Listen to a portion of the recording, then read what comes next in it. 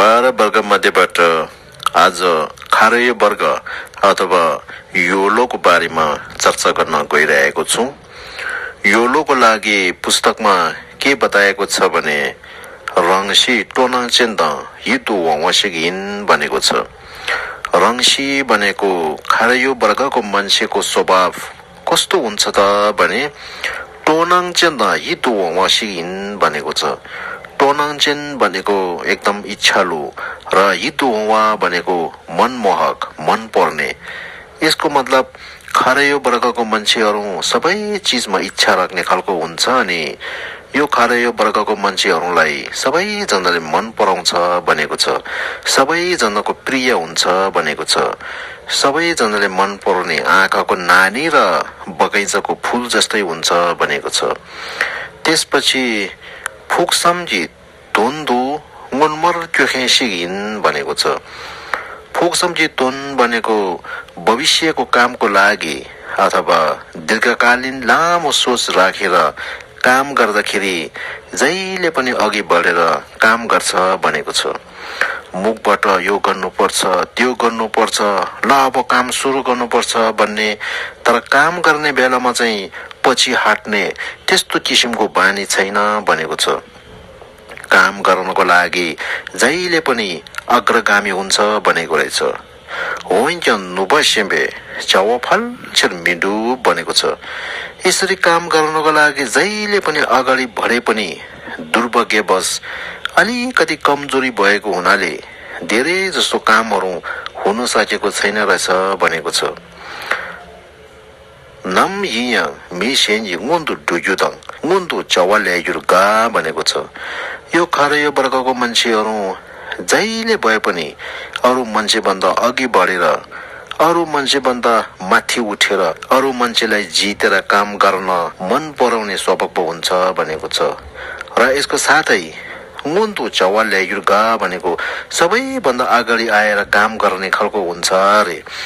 10 बजेको काम छ भने अरू मान्छेहरू आएर काम गरिसक्दा लाग्दाखेरि हजिरा मात्र हुनको लागि काममा आएर काममा ठाक्ने त्यस्तो स्वभावको छैन भनेको छ। त्यसपछि छिनानीका सवादङ भनेको यो खारेय वर्गको मान्छेहरू भित्री मन र बाहिरी आचरण दुईटै राम्रो छ। बाहिरबाट हेर्दा बोधिसत्व जस्तो शान्त र पवित्र, तर भित्र चाहिँ काग जस्तो कालो त्यस्तो छैन। भित्र बाहिर दुईटै पवित्र छ, राम्रो छ भनेको रहेछ। त्यसपछि घल्टे सेम जे छ वसिगिना सेतुङ फुन्चोक बसिक थोप्थु भनेको छ। यो खारेय वर्गको मान्छे, यदि कोही खारेय वर्गको मान्छे फरकिलो मन अथवा अरूको हितको लागि ठुलो सोच गर्न सक्ने खालको मान्छे छ भने त्यो मान्छेले अति नै राम्रो खालको अथवा सुसम्पन्न खालको माया प्रेमी पाउन सक्छ भनेको रहेछ। त्यसपछि छे गङबरु चवाचुङ सङ भनेको जीवनभरि गरेको जे जति पनि कामहरू छन् ती सबै राम्रै हुन्छ भनेको रहेछ। नेचिकदु मिदुक भनेको छ। यो खारेय वर्गको मान्छेहरू एउटै ठाउँमा बस्न नसक्दो रहेछ। कता कता घुमिरहनु पर्ने, जग्गा फेरिरहनु पर्ने, एउटै ठाउँमा ढुक्कसँग बस्न मन नपर्ने खालको, एउटै ठाउँमा बस्न नरुचाउने स्वभावको हुन्छ भनेको छ। जुनर त चौवा चिर्ताङ नङ मिसे जोग भनेको छ। जीवनमा धन सम्पत्ति र जीवन जिउने तरिका सामान्य रूपको हुन्छ भनेको छ। चौवा चिजे सिमसुङ चेप छेले गालियो भनेको छ। खारेय वर्गको मान्छेहरूले जे काम गरे पनि त्यो काम आफ्नो स्वार्थको लागि गर्छ। सानो मन गरेर केवल आफ्नो फाइदाको लागि मात्र सोचेर काम गर्छ भनेको छ। त्यसकारण अघि माथि यदि खारेय वर्गको मान्छे अरूको लागि सोचेर निस्वार्थ भएर काम गर्ने मान्छे छ भने उसले राम्रो खालको माया गर्ने मान्छे पाउन सक्छ भनेको हो। अनि त्यसपछि खल्दे ठतोकी सेम्बा मेबाताङ सेम्बा जेछे कहङदो डु भनेको छ।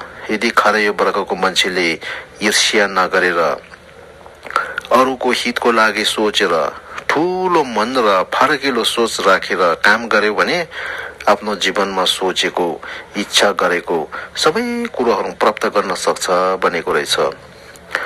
लोक खी फक्सुङ ढोक्लासङ बनेको छ।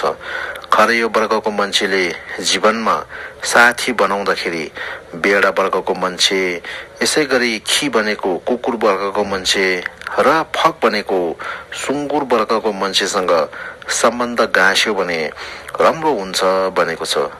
र अन्तमा चावा सिंहले पतङ दाङ्गेर्पा हो भनेको छ।